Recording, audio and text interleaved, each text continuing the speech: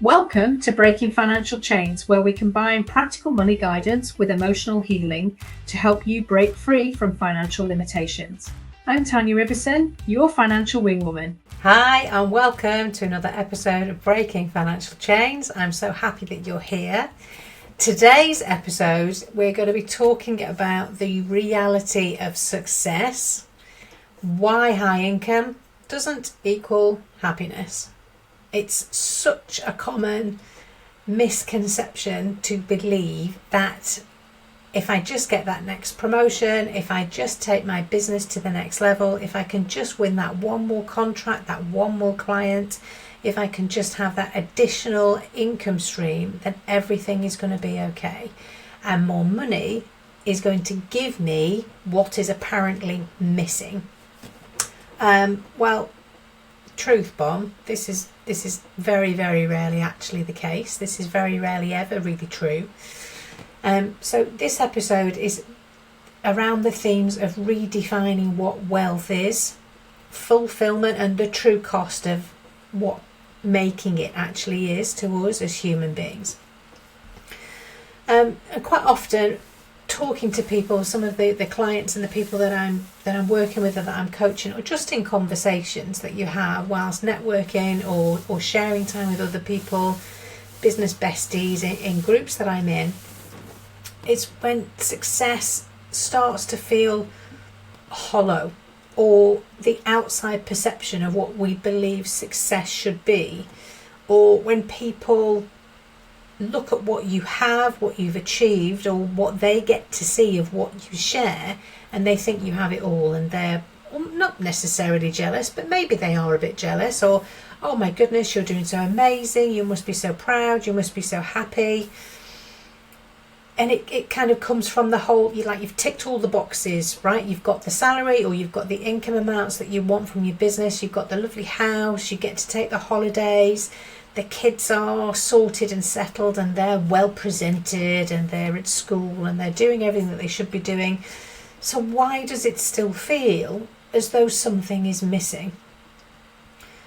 I think it's really important at this stage to acknowledge the guilt that often comes with this thought, this whole, we have so much, particularly when you try and potentially comparing yourself to others who don't have what you have. You think, oh, I should be happy, this should be enough. Why aren't I more grateful, in inverted commas, for what I have? Because other people would, they give anything, or they give a lot, they give a limb for what you actually have. But exploring this a little bit further, it sort of comes along with exploring and sort of interrogating the myth that more should equal better, more equals happiness, more equals everything that you could ever dream of. And it's this whole cultural narrative that we earn more and then we will feel better and we will be secure. And maybe that comes from that whole childhood thing of when we looked up to people, adults, in their 30s, 40s, 50s, or however old they would have been when we start to notice things at that age. We always just assumed that they had it all together. Parents, grandparents, parents of friends that you spent a lot of time with, family friends. You kind of assumed that once you got to that old age, because that's everything over that age when you're that young, sort of pre-10 years of age, everyone's old, right? Then they must have it all figured out. And all of a sudden we find ourselves in our 30s, 40s and 50s now, assuming that we're at the point that we would have it all together, and we don't. And it almost feels like a massive anticlimax or a letdown that I really thought I might have got all of this figured out by now. I have a 13-year-old and a 21-year-old, and I remember how I felt and the narratives that I was telling myself at both of those ages. And I really did assume that at 46, as I am at the date of recording this, that I would know, and I would be happy, and I would have a clear plan. I think there's always going to be an element of chasing, but it's easy to assume that we really should. And it's easy to beat yourself up if we don't have that plan in place. But if you have the job, and we have the car and the holidays and the nice things and all of the trappings that come with that successful job and or successful business, why aren't we happy? Why aren't we satisfied and feeling secure? That's what we're going to talk about today, because high income often comes with high pressure, high stakes, more responsibility, and very little breathing space, very little opportunity to take the time for reflection, to actually rest, rejuvenate and restore our very souls, which is also what we need to do. It's fine to go hell for leather and work really hard and put all of the hours in, but until when? It's not a pace that's sustainable to continually carry on going to have the same amount of output. It's just not built as humans to be able to do that indefinitely. And the sad truth is that more money doesn't solve an emotional void or nervous system burnout if we end up pushing ourselves continually to the point where we're forced to take a step back because we become ill. So looking at where, if we do have this sense of it, when is it enough? When am I going to feel like I've made it? When am I going to feel successful? It's important to look at almost what has success cost you to this point to get to where you are right now. And if it hasn't, then great, fantastic. You're probably in the minority. But the success that you have, success in inverted commas, has cost you a lot of time. It's cost you all of the time that you've put into working. Because let's face it, when we get to our deathbed, is it something that we're likely to say along the lines of, I wish I'd spent more time working? Often we think about the time that we've lost with other things, the time that we've not spent with our kids when they're off school, because we're constantly juggling that whole, I need to spend a bit of time to appease the mum guilt and to keep them happy or appeased at the very least. But we've still got all of these things that we need to achieve, and we've only got so much annual leave if we're in employment, and we've still got to manage and maintain the contracts and the client support that we need to do over the summer months, as an example, or the Christmas holidays. Success has cost you freedom. The freedom to make the decision that, you know what, I'm not going to work today. Today I'm going to go and take a long walk. I'm going to have lunch at my favourite spot. And I'm going to start a new book this afternoon. I'm going to run a bath and I'm going to just put my feet up and relax, or I'm going to go and get my nails done, or whatever it is that makes you feel really good, as a real treat for yourself. It often costs us our creativity because we don't have the headspace or the capacity or the spoons, the energy to think outside the box, to think about new ideas. Again, whether that's within our business or within our jobs, we don't have that space to think, if I could just take a step back and see the bigger picture, I can start to question whether what I'm actually doing is something that I want to be doing. Is it getting me closer to where I want to be? Or, let's be honest, have we actually sat down with ourselves to consider where we are going? What is that destination, that North Star of, I know I will have made it when I get here? Do you know where here is? Because we're always performing, always doing, without that time or freedom or creativity, is health something else that we can add to the list of costs when it comes to the apparent success that we have? And that is something that no amount of money can buy you your health back if you've got that problem. I mean, it can buy you private healthcare. It can buy you less waiting time if you don't have to wait on an NHS consultant appointment or operation or whatever that might be needed.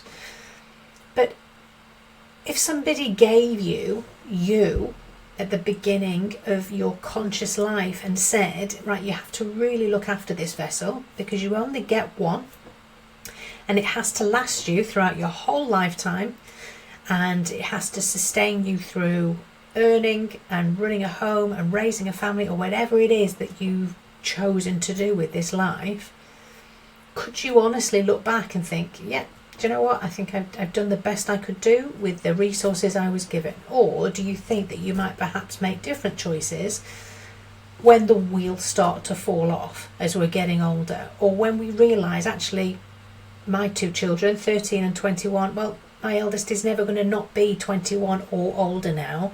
What about the first 20 years that I maybe didn't spend as much time with her? And the same for my younger daughter.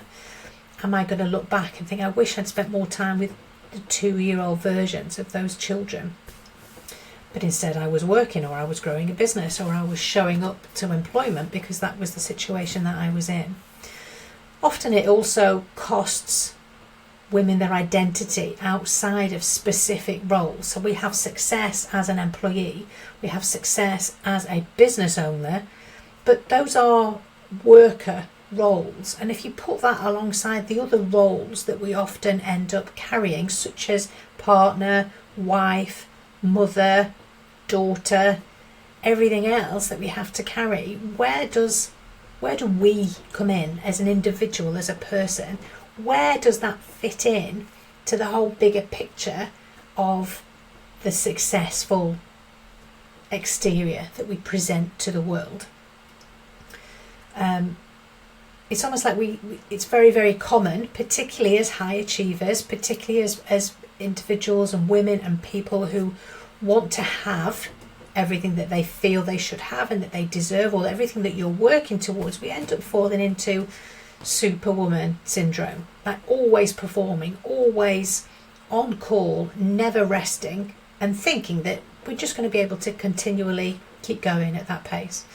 And eventually something's going to happen, there's going to be a knock on the door, and we're going to realise that we can't continue at that pace, and things need to change, or things physically can't carry on as they have been.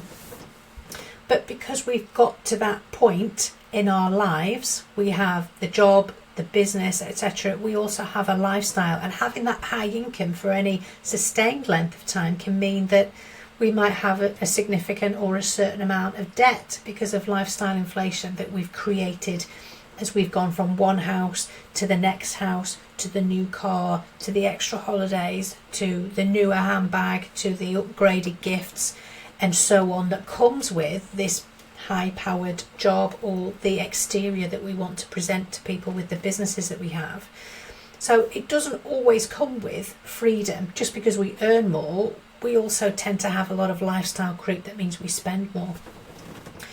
It comes with financial fear, like the typical golden handcuff situation, whereby we have a lifestyle and an image that we want to maintain, or we're able to save, which feels great. But what happens if we leave that job? What happens if, do you know what, the stress is just too much?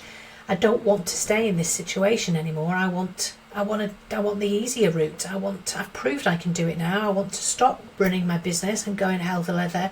I want to take a step back, and I want to earn half. But I've now got this lifestyle to maintain, and these mortgage payments that I have to keep paying, otherwise we're going to have to move, and I've got this car payments, and so on and so on and so on.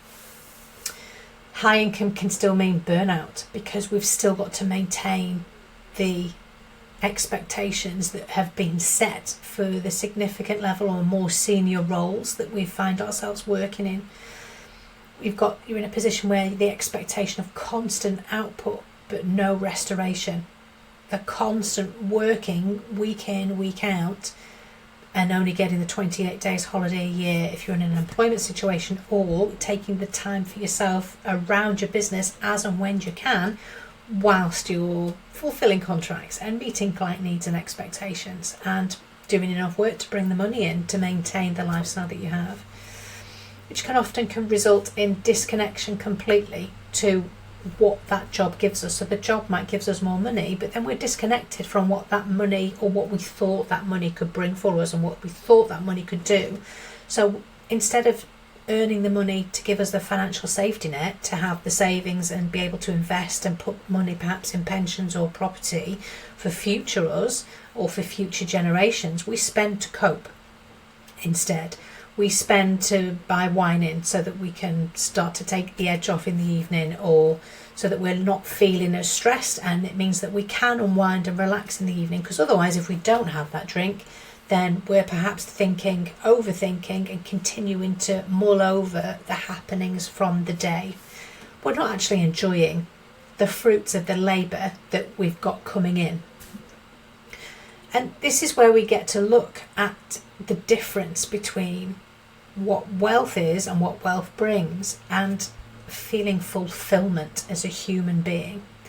Feeling fulfilled as an individual that is truly happy and proud and able to hold your head up high for the work that you do and for how you get to use that income and that wealth that you're generating. Is this actually moving you nearer to where you thought you might be when you get to where you're going? It just feels like it's just like a whole complete made up sentence that I've just said there. But if we knew where that was, we would know how much further we needed to go.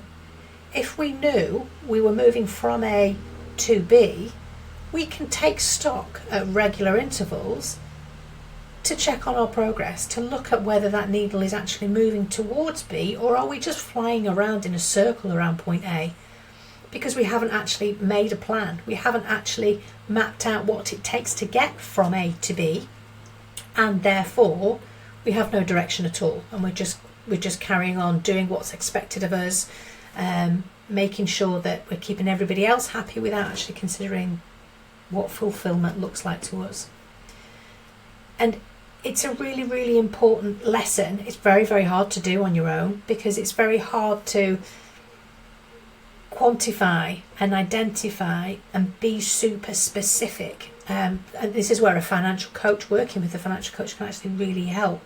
Ask those uncomfortable questions that are just too easy to ignore or overlook or skirt over when you're doing it on your own.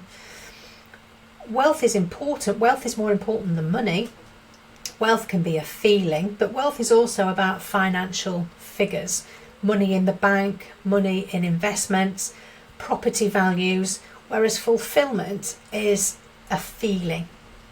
I recently recorded an episode about dopamine and spending, and when it comes to spending and not keeping track of that from a financial perspective, it's because we're chasing the feeling. We want the dopamine that comes from the hunting, the ordering, the waiting and the anticipation, and this is exactly the same.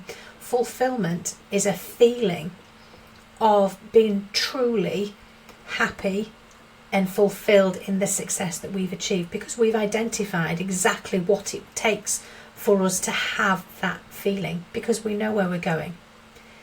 It's about alignment and agency, and dare I say it, peace. That absolute weightless feeling when you get into the swimming pool when you're on holiday and you just let go and you float on the surface of the water, and the water completely supports you. There's nothing dragging you down. You are completely held. You put your ears just under the water and you can just hear the water noise rather than everything else that's going on around above the surface. That feeling, that to me is what fulfillment will feel like. To be able to wake up in the morning and have that feeling. And what does it take to get to that feeling of fulfillment? What does enough feel like? And are you allowed to have it? What does enough feel like? And it really is as important as putting an actual number on that itself. Because if we live for having it all, what we have is never enough. And I can't remember who said that quote, but it's one of my favourites. And it's very much about understanding, right, I have a goal, I have a direction, and when I get to that goal, it is not about £1,000, £10,000, £50,000 in the bank. What does having £10,000 in the bank mean to you? Does it mean the difference between I can leave a job at a moment's notice because I don't have to worry about the salary coming in? I can tell a client that I'm working with that they can do one because actually they're so demanding and they constantly move the goalposts and they create so much stress that £10,000 in the bank means you can go, do you know what? I actually don't really feel that we're on the same page and that we're best to work together anymore. I'm going to end the contract now. I wish you well. and you can go and find someone else that can do this for you, because I don't feel the need to stay for the sake of the income. I have that. How much would be enough for you? And this is my challenge. So how do we reclaim happiness from the hustle? I think this is a fantastic question. The first thing that you're going to do is to audit your life. Where have you got areas within your life that cause you stress, that cause you happiness, that require resources, that mean you need to spend time, energy, money creating, doing and maintaining? Are these areas of your life making you feel happy, fulfilled, a sense of achievement? Look at all of these. You can go online and you can look up the wheel of life and look at areas like relationships, your health, your friendships, work, all of these things. Where are you happy? Where do you feel that there's more work needed? What does success look like to you on your terms? Does it mean that I am going to not work when the kids aren't at school? It's I'm going to take at least a fortnight or a week's holiday every 3 months to completely switch off and take a step back from my employment or my business. It means I'm going to take every Friday off, or I'm going to be away from my desk and I'm going to be looking at some blue sky thinking instead of constantly having your head doing work for other people. What does that look like and feel like for you? You have to ask these questions and notice how each of those make you feel. Almost sit and visualize. If I could take every Friday off, what would that mean? How would that feel? What would I be getting up on a Friday morning and doing now compared to how it would be if I actually choose what I feel would be what I need? Practicing conscious spending and goal setting. Sometimes this can feel really uncomfortable because a budget can feel restrictive, but by setting yourself a target and being able to trust yourself to achieve it, whether that's a spending limit, a spending goal, a saving goal, or just being truly conscious, putting something in a basket and waiting 24 hours before you buy it, not just income chasing.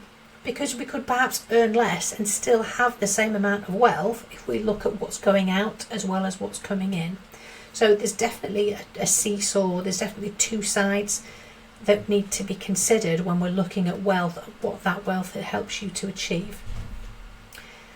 Start building joy into your money decisions and looking at values-led financial planning rather than having a certain amount of money in the bank because you should, because someone's told you that that's a goal. Really understanding what each of those things feel like and mean to you is going to be far more meaningful than a tick box exercise. It's like the whole you have to hit 10,000 steps a day to be healthy. Really? Well, who said 10,000 steps? What if 7,000 is enough for you? What if that has to be balanced with childcare and the time that it takes for you to go out getting those steps? It's the same with money. It's the same with income and the spending side of things. What does that mean to you? And by setting a goal and setting a target now, that doesn't mean that's something that has to then remain indefinitely. That can be something that you do for now. That can be something that changes and that updates. But starting the process of really questioning and checking in with yourself of how things feel and what it helps you to achieve starts to exercise those muscles and really stretch and lean on that self-trust element of when you make a promise to yourself financially, you then keep it. If you give yourself a limit of when I have this much money I'm going to leave my job, actually doing it, part of that, the process is so important because you're actually rewiring that self-trust element for yourself, showing yourself that when I write something down and when I set a goal, I mean it. I stick to it because I'm important too. This is not just about satisfying everybody else. So, as I like to do, I have a couple of reflection prompts for you to journal around. So, prompt number 1, where have I been chasing more instead of mastering enough? Have a go at that. How would you know if you had enough? The second prompt, if success didn't look like income, how would I measure it? And I would absolutely love for you to share with me some of the outcomes that you have or some of the insights that you get. So this is not about being ungrateful. This is not about, oh, look at you with your nice flash job and your lovely suit and your car and boo-hoo. This is about being awake. This is about truly understanding and looking inwards to what you're doing it for. Just because you have the lifestyle that you have and the income that you have, that doesn't mean to say you have to continue with it. If you're feeling unfulfilled, do something about it. You can make a change. You can look to change direction in a safe way and still maintain grace at the same time. High income is a tool, but fulfillment is the goal. So income is great.